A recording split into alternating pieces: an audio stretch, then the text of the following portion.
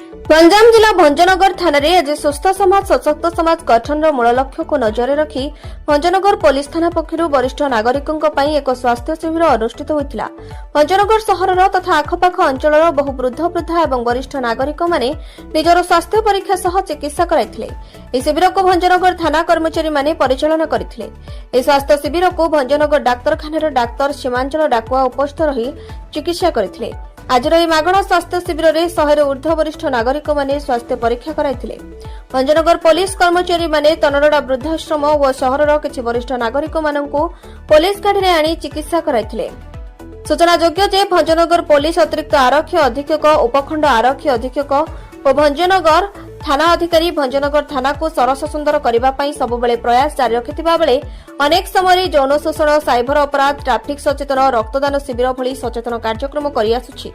एमिति भंजनगर थाना परिसर को आकर्षणीय करने भंजनगर थाना अधिकारी जीवनानंद जेना निजस्व तत्वावधान में सुंदर फूल बगीचा सह छोट पिलांक पई खेल उपकरण रखिछन्ति। आज समाज रे वरिष्ठ नागरिक माननकु अवहेलित करा जाउछि ओ सेमानक स्वास्थ्य प्रति अवहेला करा जाउछि। तेणु आज स्वास्थ्य शिविर आयोजन को भंजनगर अंचल जनसाधारण और वरिष्ठ नागरिक माने प्रशंसा करछन्ते। आज स्वास्थ्य शिविर में समाजसेवी सुलपाणी सतपथी और विपदर बंधु संगठन सहयोग करे। वरिष्ठ नागरिक गोटे स्वास्थ्य शिविर होइछि।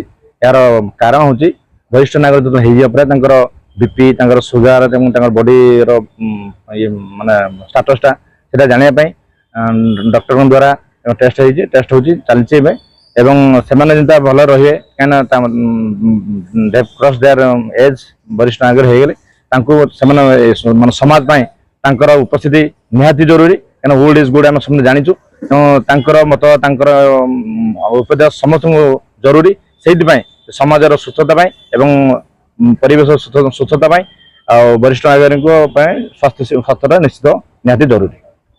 आज एठी जो कार्यक्रम चली भंजनगर थाना भितर वरिष्ठ नागरिकों स्वास्थ्य सेवा अति प्रशंसनीय काम अति सुंदर व्यवहार दौरान माने आगमन समय एवं अति सुंदर व्यवस्था भी होती।